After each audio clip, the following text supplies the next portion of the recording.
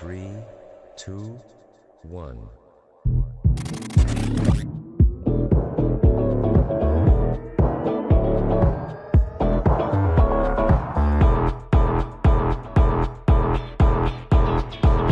Hey guys and gals, welcome to the Oxford Holy Club, a place where we ready ourselves to give an answer for the hope that's in us.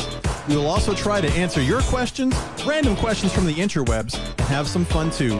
So put some seatbelts on your ears because we're in for a wild ride. Well, ladies and gentlemen, welcome to the Oxford Holy Club, episode 108, entitled Litter, Assistance, and Anxiety. Let me adjust my volume here. There we go. Let me just say a big Oxford Holy Club welcome to a returning guest and longtime listener and friend of the podcast, Kenny Wade. Hey, Kenny, how are you?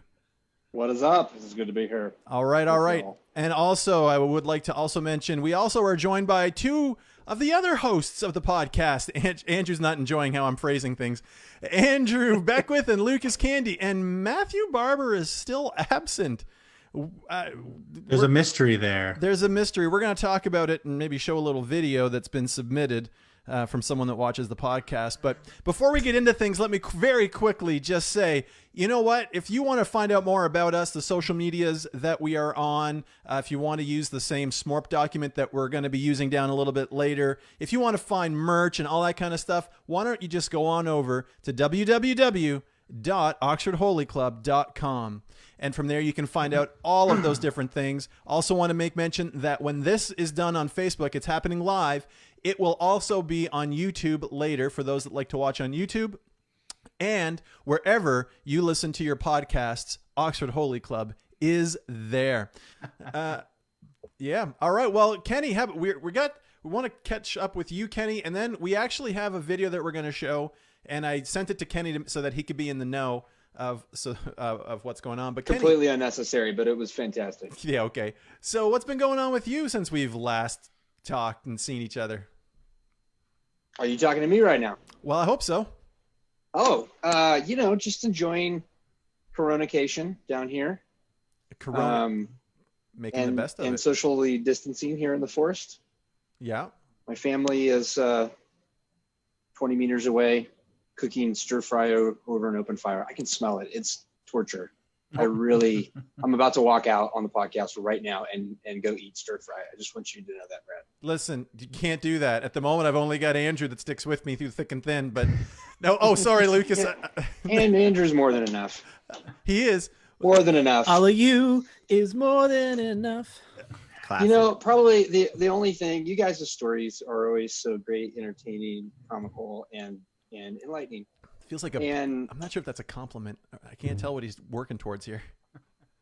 I just have one lame parenting story really to give as an update of maybe to help people just avoid future mistakes with their tweens or teens. My son wanted to make a purchase on Amazon. I heard you talking about Amazon last week. Actually, I was listening to the episode from last week, and there were so many things that you guys talked about that I really felt like I should have been on last week's episode and not this week's episode. The grease, the trash pandas. It's pandas, not bandits. That's not trash bandits, Brad. Pandas, trash pandas. And also, I find raccoons much more scary than bears. Personally, I do have an irrational fear of raccoons. So I wasn't a guest last week, but I'm just tripping in on that. So my one thing that I wanted to share, just to save other people future pain, my 14-year-old son, he has a weird sense of humor, pretty low key. He doesn't ever get mad. This isn't a story about getting angry either. He said, "Dad, can I? I've got some money. Can I order a button on Amazon?" I was like what? Like a metal, like a collector's button, or like a shirt button, pant? Like what are you talking about? He's like, "No, like one of those buttons you press and it says stuff." I was like, "Oh, like we've never talked about that before. Why would you want one of those?" He's like, "Well, I want to get one where you can record stuff onto it and then press it. So it's like a blank one, but then you can make it say whatever you want it to say." I love that. I'm like, "Do they sell those?" And he's like, "Yeah." I'm like, "Hey, man, it's how much are they?" I don't know. They were like $10 or $12 or something. I'm like, "It's your money. You've got some discretionary money you want to do something with. And, on a serious end of things, the dude loves to like produce music on GarageBand, and he got a big keyboard with some money that he had, and now he's like working all that and like, Dad, listen to the drop. So he does cool musical stuff like that, but he wanted a button. So he orders this button. It's just the easy buttons, like that was easy. Yeah, right? Staples ahead of their time, apparently. I know. This button is just a little black base, and it's just a little white top. It's blank. It doesn't say anything on it. You just press it and it says stuff. You flip the little analog button to record, REC, and you flip it back and you press it and it plays. Here's the problem. This is super annoying. Super annoying. He records stuff into it all the time and walks around the house pressing it. He's 14 years old. Okay. His brother gets a hold of it when he's not around. His 17-year-old brother records things onto it to his younger brother, and then his younger brother comes along, presses it, and then sounds like fun, actually. And then there you go. And then I caught on. I'm like, oh, I can do this. And so I'm like, hey, Braden, I left a little message for you on your button. Do the chores, that type of stuff. So the youth group asked me, one of the interns asked me to do announcements this last week, and so at youth group, I smuggled that button that I was getting annoyed by to youth group. And started off, I was only supposed to do announcements, kind of like right now. And I started off with just, hey guys, I just want to make a personal confession before we start announcements here this morning or this evening. Here's something you should never do, is allow someone in your family to buy a button like this and then press it like into the microphone, whatever message he'd left on it. Sometimes he just makes weird noises like meh, meh, meh, meh, meh. And then you press it and it just does that. That must be fun. Yeah. So anyway, I wanted to offer that to you, and any listener, discerning listener that would easily fall into this innocent mistake of ordering a recordable easy button for a family member, thinking that is harmless. It's not. So don't buy the button. It's not that easy. Also, Brad, did you catch my joke about your shorts when you were telling the story? R.I.P. I like that, by the way. Very good. Thank you. It landed with me. Brad was in the thick of it, and so he was still experiencing it. I was still reliving it. I'll have to go back and listen. R.I.P.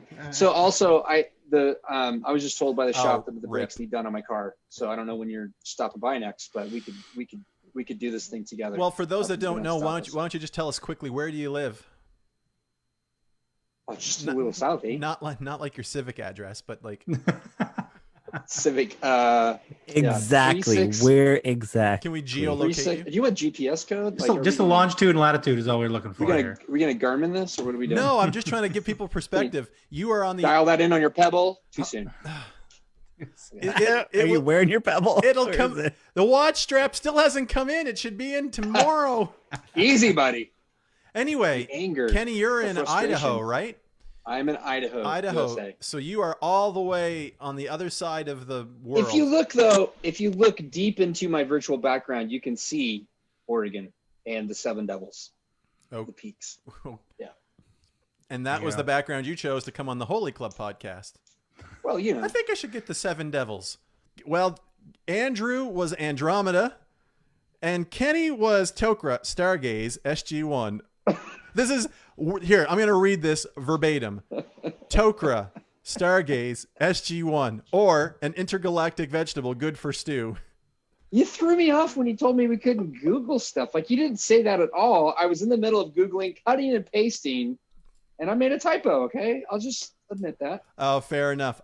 You know what? You got me, Andrew. It's time for us to get out of here, so I'm just gonna play the music so that you can hear it. Ready? Okay. Had we done a potent ponderable tonight, this is what you would have heard. Andrew.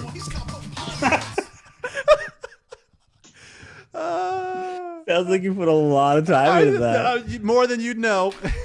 Oh, Andrew was a Beastie Boy. Oh, thanks. That's great. Yep.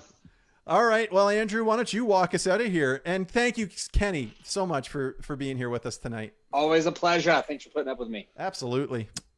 All right. You can follow our podcast on Facebook, Twitter, Instagram, YouTube. You can use the hashtag OH Club wherever hashtags are usable. We would love a 5-star rating on iTunes. And if you would leave us a 5-star rating, we'll read it on the air. We get a lot of those because you hear us reading them all the time. Not only that, but you can send your questions to us at www.oxfordholyclub.com. You can also browse our merch and buy it. And that's it. That's it. And you know what? We don't pay to advertise, except that one time I think that Matt did. But we don't pay to advertise. So any growth that we really do get comes from you sharing us with others. And Kenny, how was your watch party? Booming. Okay. It's off the hizzy. Just him. Just me watching myself. Anyway, No relatives. Hey, that's perfect. We don't pay to advertise, so any growth that we get comes from you, the viewer, sharing us with others. So, until next time, ladies and gentlemen, keep spiritually fit and have fun.